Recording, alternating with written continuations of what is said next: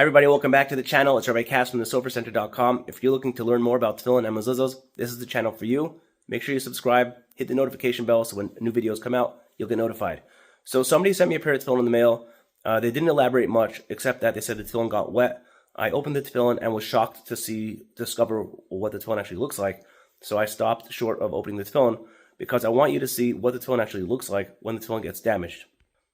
And I hope that this will give you an understanding of how important it is to make sure that the tefillin stay far away from water, moisture, or anything of that nature, because when water comes into contact with the tefillin, it is absolutely destructive. Okay, so with that being said, let's get started on the video.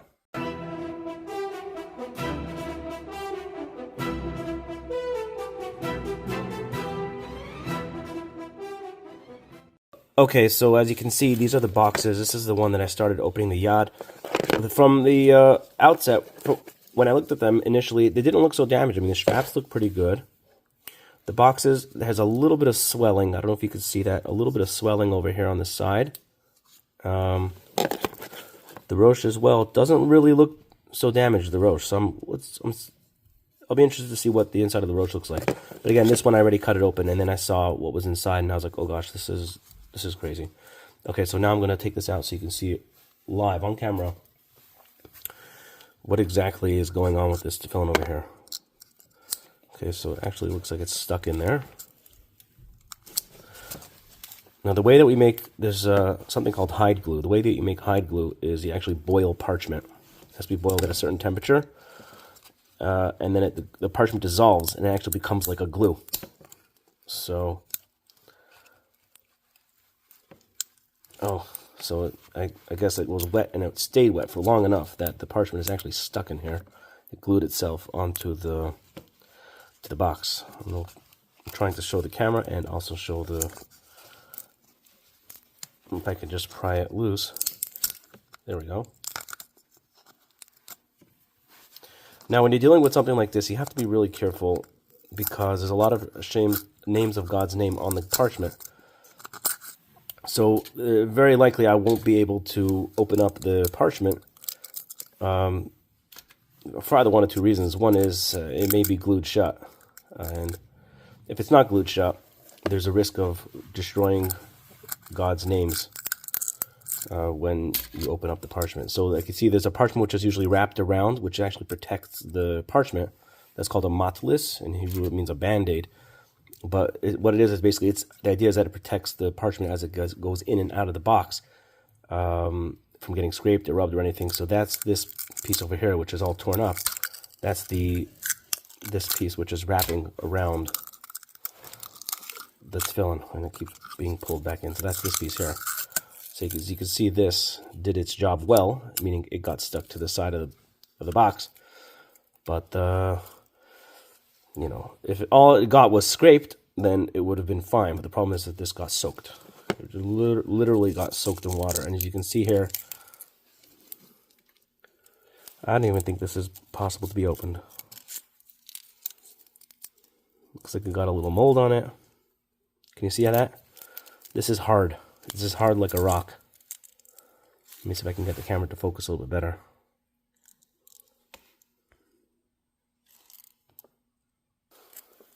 Okay, yeah, there's nothing to open over here, and that's it. Unfortunately, this is no good. Now, just to give you an idea of what a tefillin looks like when it's not glued shut and hard like a rock, this is what it's supposed to look like. I'll show you a brand new one that I have over here that we have to assemble today. This is what it should look like. Okay, you could push it, you could bend it.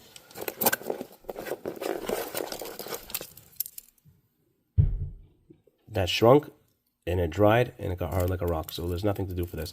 Now let's see what the shell roast looks like. I'll be interested to see, because the box doesn't look as damaged. So you see there's a little bit of damage on the box over here. These are pshutais, which are batim, which I talk about extensively in my video where I talk about how tefillin are made. And these, you can see here how they're not made from one skin. And you can see here how this is starting to separate, okay? Because this is not one with the box. It's starting to separate over here. I don't know if you could see that in the camera. But other than that, it doesn't look extensively damaged. So I'm very curious to see what the inside is going to look like. Okay. Don't worry, my fingers are not in the way of the knife. Just say you only have to cut yourself once before you learn to be careful.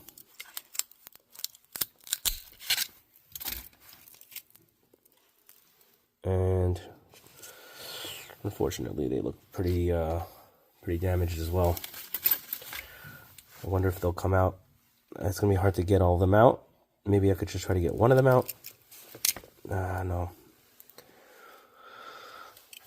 Maybe off camera I could try to pull one of them out, but they all look soaked to me. Looks like they all got soaked through and through. This is very unfortunate. Let me see if I can pull one off. Okay, so I don't think I'm going to be able to get these out of here because they're, to start with, it's, let me see if I can try to get a better look. Let's see if I can put a flash on. There we go. Okay. So to start with, it's a much tighter fit, and they're just fused in there from the sides. Both sides are like glued to the side of the box. You can see them all in there, but they're soaking wet. I can see by the discoloration of the parchment, and they're stuck in there. They're not coming out. Not without breaking apart the entire box.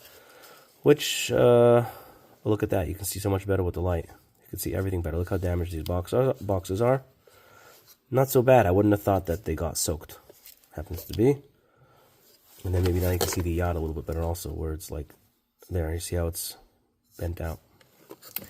So basically that's the video about the tefillin that got ruined from water damage. Again, make sure you keep your tefillin far away from water, moisture, or any of that sort. If you're not sure how to properly take care of and maintain a pair of tefillin, make sure you check out the link to the video in the subscription, where I have my video of tips how to take care of tefillin properly. Okay, until the next video, it's Rabbi Cass from the SoferCenter.com. Like the video, subscribe, and hit the notification bell. See you on the next video.